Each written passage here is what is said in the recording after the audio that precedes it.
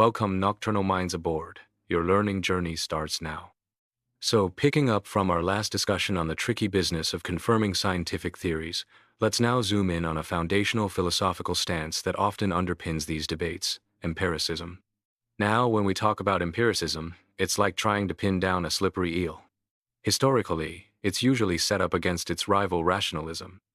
Thinkers on one side say it's all about what you see, hear, touch, sense, experience. While the other counters, no, it's pure reason, logic, innate ideas. Of course, as Van Fraassen points out, historians often squint at this neat little story. It gets fuzzier when you consider extremes, one camp claiming only senses give knowledge, the other only reason. But then, things get moderated, and suddenly, maybe they aren't so opposed after all. And don't forget the old chestnut about innate ideas. Was that about how we know things epistemology, or how our minds work psychology? A classic blurring, but hold on, there's another flavor of empiricism that's really central to philosophy of science. Here, empiricism isn't fighting rationalism, it's facing off against scientific realism. This is where things get really interesting for us. Let's bring Galileo into the picture. Remember his clash with the church. Bellarmine the Cardinal wasn't necessarily against using heliocentrism as a mathematical tool to make predictions. He could handle that. His beef was with Galileo, asserting it was true. That's the crux. Scientific realism says, look, if a theory is well confirmed by evidence, we should believe it's true, period. But empiricism, in this context, draws a line.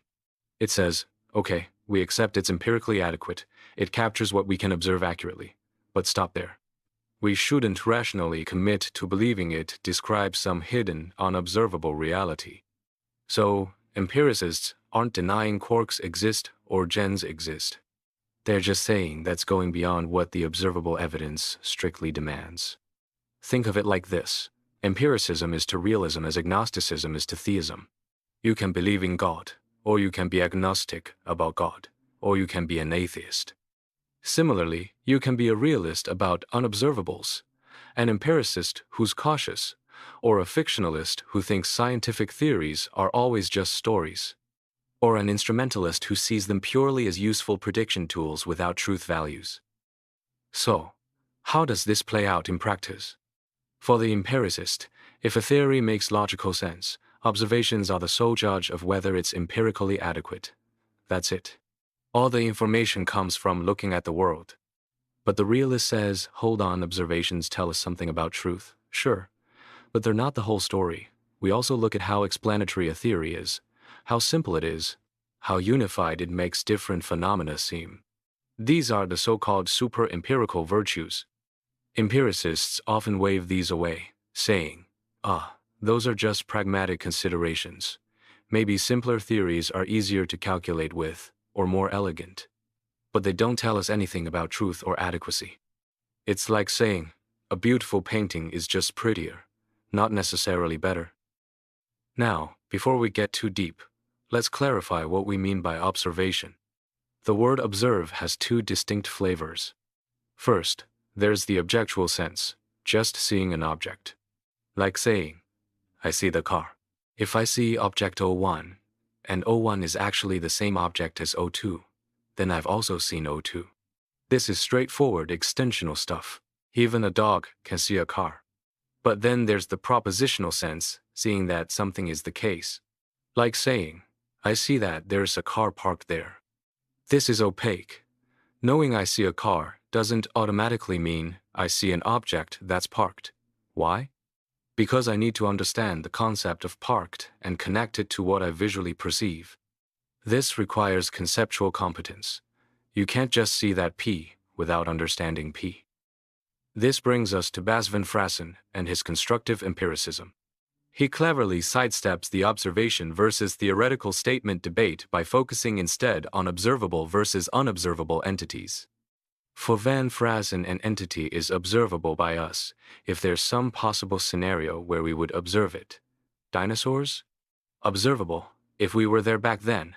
Jupiter's moons? Observable, if we were floating near them. Even electrons and molecules, he argues, can be observed under specific conditions, like seeing a single large molecule directly, or astronauts seeing flashes caused by high-energy electrons. Notice, this isn't about having better eyes, it's about counterfactual possibility, changing our location. He dismisses arguments about enhanced senses or other species perceptions. But here's the kicker. If observability is just about potential counterfactual observation, does it still carry the special epistemic weight empiricists want? Critics like Maxwell and Churchland pointed out that if our evidence for an unobservable Y can sometimes be stronger than for an observable X, then maybe observable isn't doing the epistemic work we thought it did. Van Fraassen takes a step back and says, look, figuring out why we can observe certain things and not others is a job for science, not armchair philosophy. Fair enough, determining human observational capacities is an empirical question. But does that mean philosophers of perception can just sit back? Not really. Just like asking which events cause which others is empirical, but doesn't mean philosophers shouldn't clarify what causation itself is. Empiricists need to grapple with perception. The simplest idea, light hits the eye, visual experience happens, doesn't cut it. Think about white cats in snowstorms, or seeing silhouettes. Van Fraassen even throws in his own puzzle. Astronauts see electrons, but scientists looking at cloud chamber screens don't. Why the difference? Is the electron visible in one case and invisible in the other? Or are we dealing with different kinds of electrons? This highlights the difficulty in pinning down what it means to observe an object. So why does Van Fraassen lean so heavily on observable entities rather than observable statements? His key reason is theory-ladenness. He believes every term we use is loaded with theory. To apply the word apple, you need background beliefs about what apples are. If these beliefs form a theory of apples, then indeed, all statements are theoretical. This leads to a crucial distinction. Absolute theory neutrality EA claims there exists a set of statements free from any theory that can evaluate any theory. Theory-ladenness seems to kill this idea. But relative theory neutrality AE says that for any specific pair of competing theories we can find a set of statements that are independent of those two theories specifically, which can be used to test them. This relativized notion of observation statements is what empiricism needs. The observation statements mustn't presuppose the very theories they're supposed to be testing. How do we define these crucial observation statements needed for AE? Sober proposes a definition for S sees that P. First, S knows P. Second, S sees objects OE through ON. Third, the knowledge of P is because of seeing those objects.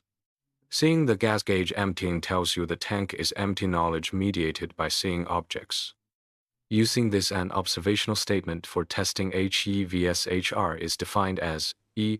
S observes that, P. Using the above definition, ANDR's reason for believing P doesn't depend on already believing HE or HR. This is key. It means a proposition can be observational in one testing context but not another. If you're testing theories about electrons, reports of electrons in a cloud chamber aren't observational. But if you're testing a different theory, an electron existence is already established. Such reports might be. Also, whether P is observational depends on SS. Sighted people can visually observe thermometer readings. Blind people rely on tactile ones.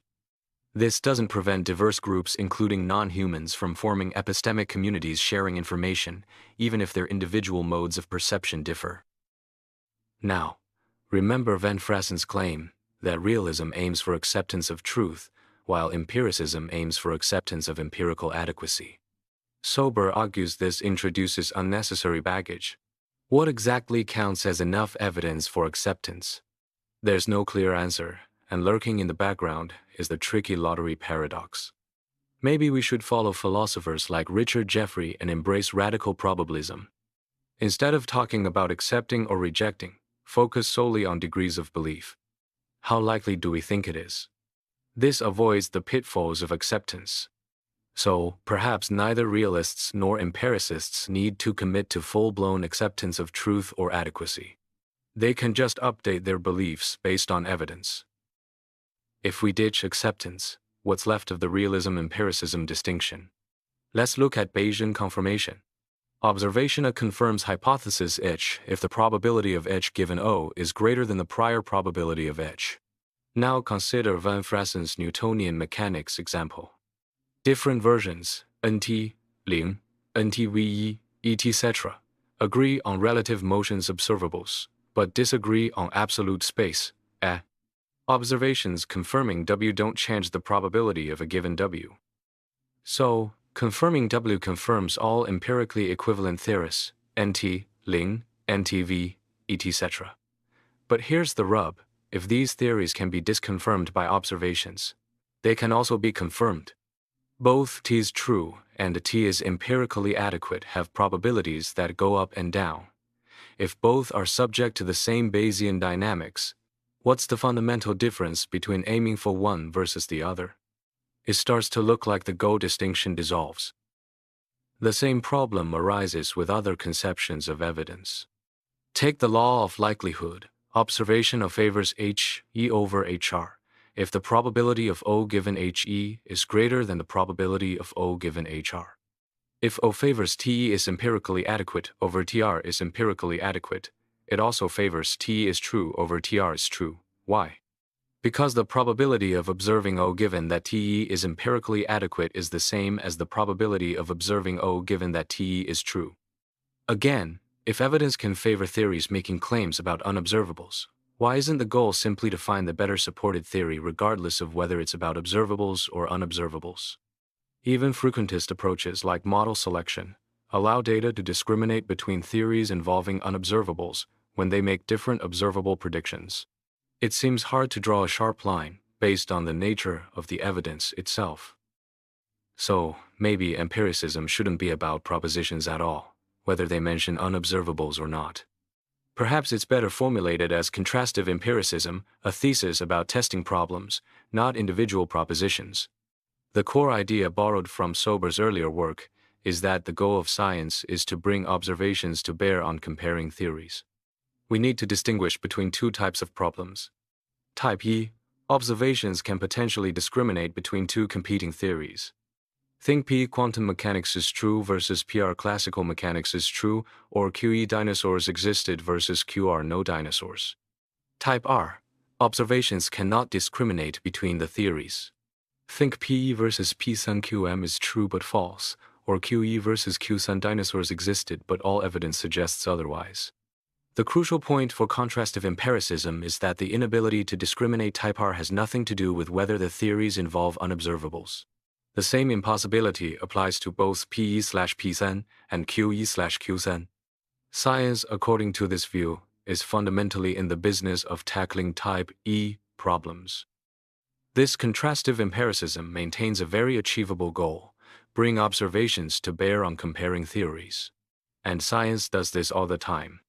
Think about how Newtonian mechanics was tested against alternatives, or how general relativity was verified by observations like the bending of starlight. However, there's a humbling fact: scientists can only consider the theories they've actually come up with so far. And as Stanford points out, it's highly unlikely that we've exhausted all possible theories. This has implications. If van Fraassen's goal is to find theories that are empirically adequate, that goal might often be unattainable because we're rarely comparing against the complete set of contenders.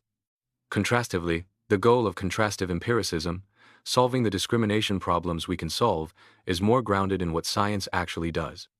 Importantly, this debate is about the power of scientific inference, not about what scientists secretly hope for or desire. Now let's revisit those pesky super-empirical virtues: simplicity, unification. Traditional empiricism often dismissed them as irrelevant guides to truth or adequacy. But is that necessarily the case? Could empiricism find a way to justify considering them, perhaps? Empiricists have mathematics and logic, not just observations. Maybe in certain situations, simplicity can be empirically grounded. Consider the sailboat example. Students all see a red sailboat. Hypothesis HE, one real boat. Hypothesis HR, everyone hallucinated simultaneously. Why prefer HE? Simplicity. One cause explains everything, but also, HE makes the simultaneous shared experience more likely than HR does. Here, simplicity aligns with higher likelihood. This is a pattern in evolutionary phylogenetics. Biologists often use parsimony. Simpler trees are preferred. Under certain models of evolutionary process, parsimony turns out to be ordinally equivalent to likelihood. If we have empirical reasons to accept one of these process models, we gain an empirically grounded reason to use parsimony. But it's not straightforward. The justification for simplicity might differ depending on the scientific problem. While parsimony might align with likelihood in phylogenetics under specific evolutionary models, in many model selection problems, more complex models often fit the data better. So, empiricists need to think about each virtue and each context piecemeal. And this challenge isn't unique to empiricism. Everyone needs positive arguments for why these virtues guide us towards truth or adequacy. It's not enough to just shrug and say, we don't know how they work. Both empiricists and realists have work to do here to spell out the precise role of these virtues. So, where does this leave us? Sober concludes that empiricism is best understood not as a positive claim about what science can achieve, but as a thesis about the limits of scientific reasoning. At any given moment, scientists are limited by the observations they have available. This limitation doesn't force them to stick only to theories about observable things, nor does it mean they can only repeat what the evidence says. Rather, the constraint is that science is forced to focus its efforts on problems that observations can actually help solve. It's about the boundaries of what empirical inquiry can address. For those interested in diving deeper into these ideas, Van Fraassen's The Scientific Image is the foundational text. There are numerous responses and discussions in various edited volumes, like the ones edited by Churchland and Hooker or Leplin.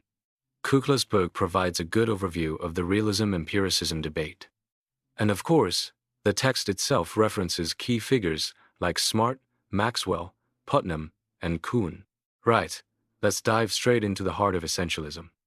The core idea is pretty straightforward. We believe there are these objective mind-independent categories or kinds baked into nature itself. Think of them as natural kinds. Now, why do things within the same kind look similar and different kinds look different? Essentialists say it's because they have intrinsic properties or structures, what they call real essences. These aren't just superficial traits, they're deep-down fundamental differences that make one kind what it is, regardless of where you find it or how much we know about it. Now this gets interesting when we contrast real essences with nominal essences. Think of gold. Its nominal essence is whatever definition we agree upon, maybe a yellow metal that's malleable and conducts electricity well. If something doesn't fit that description, we don't call it gold. That's a linguistic convention, an analytic truth tied to our words. But the real essence of gold, that's the actual atomic structure, the specific arrangement of protons, neutrons, electrons, the intrinsic stuff that makes it gold, period. You could have a chunk of gold on Earth or on Mars, or even in a hypothetical twin Earth scenario, and its real essence remains the same. Discovering that real essence isn't about looking up definitions, it requires scientific investigation into the thing itself. It's a posteriori, grounded in the world, not just our language. So, where does this belief in real essences pop up? Everywhere. We can talk about different flavors of essentialism. There's biological essentialism, think Aristotle, who believed species had fixed essences.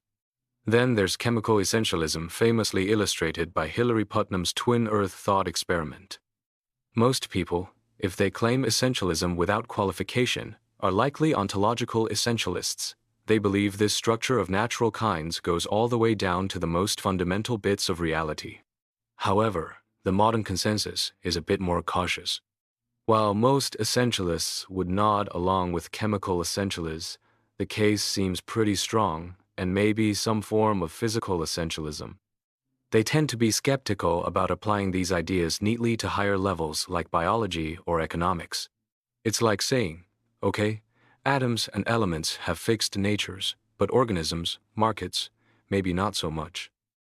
Let's zoom in on why chemical kinds seem like such a slam dunk for essentialism. Imagine walking through a chemistry lab. You see beakers of water, tables of sodium, flasks of chlorine gas. Each substance feels distinct, right? These aren't just convenient labels we slapped on things. The distinctions are real, absolute. Water is HRO period. Sodium is not period. We didn't stumble upon these differences after lots of trial and error. Science discovered them. But the differences themselves were always there, waiting to be found. There's no smooth gradient from hydrogen to helium to lithium that we arbitrarily chopped up. It's more like stepping stones, distinct islands of chemical identity. Trying to deny this discrete nature feels like trying to deny gravity. It just makes no sense given the entire history of chemistry since Lavoisier laid the groundwork. Chemical substances are textbook examples of natural kinds with fixed, intrinsic natures. But hold on, flip the coin. What about biological species? Here the picture gets fuzzier. Take elephants. We group them together based on shared features, trunk, tusks, big ears, which we know are linked genetically. So, our concept of elephant is a cluster concept. But unlike chlorine, this cluster isn't perfectly stable. Go back in time, look at the ancestors of today's elephants, and those morphological and genetic clusters start to blur and overlap. An ancestor might look more like a mammoth, another more like a modern African elephant, and somewhere in the lineage, the boundaries get really fuzzy. This suggests that, while we can talk about species, they don't have the same kind of fixed, intrinsic nature as a chemical element. Chlorine is chlorine, no matter when or where. An elephant species, its boundaries are historically contingent, defined by evolutionary processes rather than a fixed essence. Okay, so we've got substantive kinds like substances. But essentialism doesn't stop there. Think about processes, events.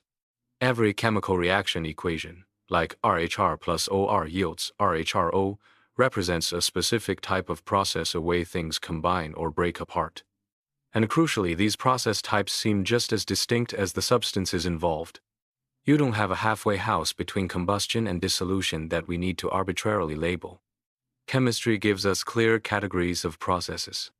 If we accept that substances like water and hydrogen are real fixed kinds, then it follows logically that the kinds of processes involving them must also be real, fixed kinds. So, if substantive natural kinds exist, dynamic natural kinds of events and processes must exist too. To really nail down this hierarchy, we need to clarify terms. Think about the category of fundamental particles. Electrons are a type of fundamental particle. Can we break down electrons further into natural subspecies? Probably not. They seem to be a basic building block. So, the class of electrons is an infimic species, a species at the bottom rung of the hierarchy for that category. Now, contrast that with the class of fundamental particles itself. This is a generic kind because it has subspecies like electrons, quarks, neutrinos, etc. An individual electron, then, is an instance of the species electron. It's not a species, it's a member of one. Similarly, an individual quark is an instance of the species quark. This distinction helps us map out the structure. We have the overarching generic kinds, the specific infimic species at the base, and the individual instances populating the world. Now, Ellis pushes the idea further, suggesting a third category of natural kinds, natural properties or relations. How? By thinking about properties themselves as kinds of property instances. Think about charge, specifically unit negative charge, the charge on an electron. Let's say this specific value unit charge is an infimic species of the generic property charge. Every electron, every antiproton, every singly negatively charged in the universe possesses an instance of this unit charge trope. But wait, these instances of unit charge aren't the electrons or antiprotons themselves. Those are instances of substantive kinds. The charge trope is a property they possess, not what they are. So, we have natural kinds of things, substance, natural kinds of processes, and potentially natural kinds of properties tropes. It adds another layer to our structured world. This view of natural kinds naturally leads to something called a sparse theory of properties, championed by philosophers like David Armstrong. The core idea is a sharp divide between properties and predicates. Properties are the real deal, universals or natural similarity classes existing in the world. Predicates are just words we use to talk about them. Because predicates are linguistic, we can easily create new ones by negating or combining existing ones, e.g., non-gold, heavy metal. But do properties work the same way? Does non-gold correspond to a real universal non-goldness? Or does heavy metal correspond to a real universal heavy metalness? Essentialists following Armstrong usually say no. You can't just slap logical operations onto properties like predicates. Armstrong allowed conjunctive universals, maybe something like red roundness, but generally rejected disjunctive or negative ones. Alice leans even further, being skeptical of conjunctive ones too, though he concedes that maybe some complex relations could function similarly. So, if we have these hierarchies of kinds, which comes first ontologically? The argument presented here is that the generic kinds, the broader categories, are more fundamental than their specific species. Why? Think about it. Could a category of mass exist even if there were no objects in the universe with exactly the mass of an electron? Yes, surely. Mass is a concept, a kind, regardless of current instances. But could the species mass m, where m is the electron mass, exist without the generic kind mass? No, obviously not. This suggests a dependency. The specific depends on the general. Therefore, the genera must ontologically precede their species. This challenges Armstrong's view, where he argued the opposite, claiming the generic kind is constituted by its infimic species. While intuitive to feel that specific properties are primary, the argument against Armstrong's constitution view is strong. How can a generic kind be made up of its species? Trying to define mass as the disjunction of all possible mass values is problematic. More tellingly, consider mass m divided by r. Is there an object with that exact mass? Probably not. Yet, the generic kind mass surely includes this possibility as a logical species. Species can encompass logical possibilities beyond current physical reality, making constitution tricky. Why does this ontological priority matter? It has a really satisfying consequence. It explains why generic kinds seem so darn important in nature, especially when we look at the laws of physics. Think about the laws of nature. Are they talking about specific electrons or specific instances of decay? Not really. They seem to be talking about the kinds of things, mass, charge, energy, momentum, the kinds of processes. Quantities like mass or charge are prime examples of generic properties. They have specific measures 1,000 克 columbus, their infimic species. So, if the laws of nature are quantitative and concern these kinds, and if generic kinds are ontologically prior, it makes perfect sense why they dominate the narrative of natural law. The laws describe the essential nature of the fundamental categories of existence. All right, let's lay out the full blueprint according to scientific essentialism. The basic hypothesis is that the world is fundamentally structured around these natural kinds. We've identified three main categories: substantive kinds, the stuff like elements, molecules, particles; dynamic kinds, the processes like reactions, decays, interactions; and tropic kinds, the properties and relations, like mass, charge, spatial location. These aren't flat categories, they form hierarchies, like family trees, using the species relation. At the top, you have the grandparent, the global kind, like all physical systems. At the bottom, the children, the infimic species, like electrons. In between, all the intermediate levels. The whole picture is a highly structured physical world, not just a loose collection of things. The second big hypothesis is essentialism itself. Every single one of these natural kinds, from the most general to the most specific, has its own unique real essence. What makes a proton distinct from a neutron? Its essence. For complex things like molecules, this essence might be their structure. But as we go deeper down to the truly fundamental particles, structure breaks down. What distinguishes an electron from a quark? Not structure, but their causal powers, their intrinsic tendencies to interact in certain ways. And these causal powers aren't just passive labels, they are intrinsically dispositional. To fully grasp the essence of a power, you need to know what it disposes the thing to do in various circumstances. If it's a propensity, you need to know the probabilities of different outcomes. The essence is tied to potential action. So, if essence involves causal powers and what they do, what determines what they do? Circumstances. But describing circumstances isn't just about saying it's over there. It requires specifying other things, their properties, their structures, and crucially, how they are related in space and time. Think about it. A force's effect depends on distance, direction, the properties of the object it acts upon. This means that to fully understand the essences of things, we need two kinds of properties working together.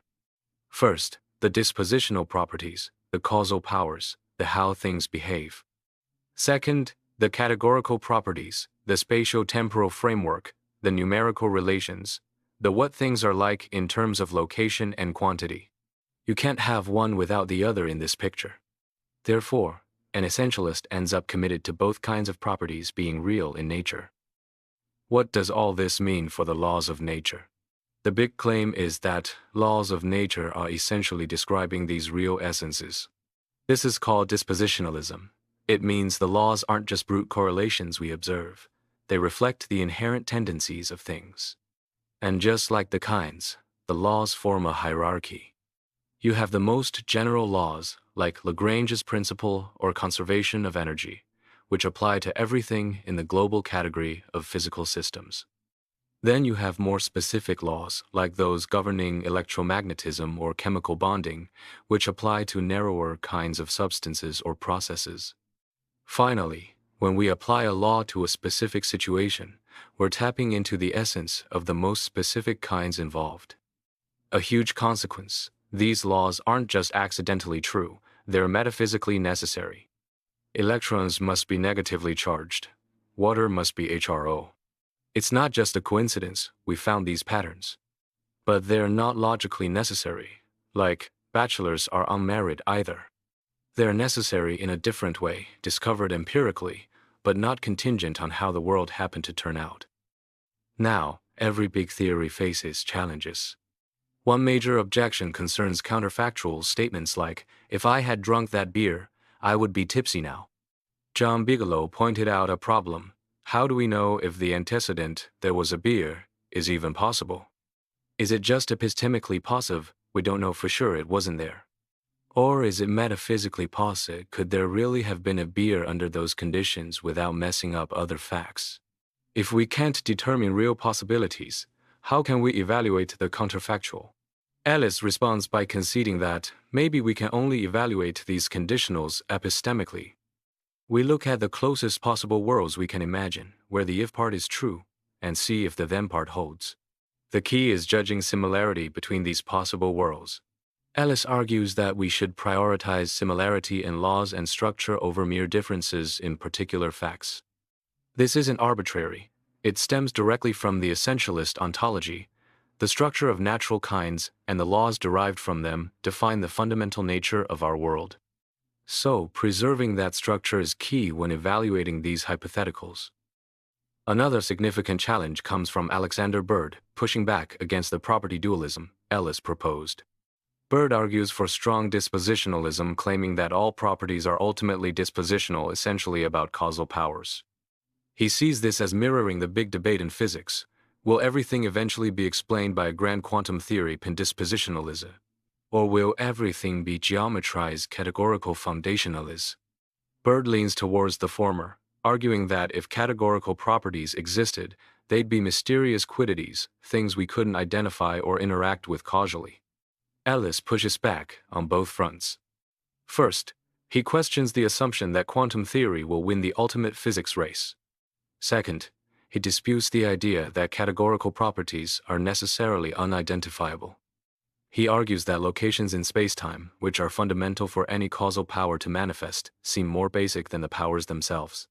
Furthermore, categorical properties like spatial extent can be known through their effects' causal powers.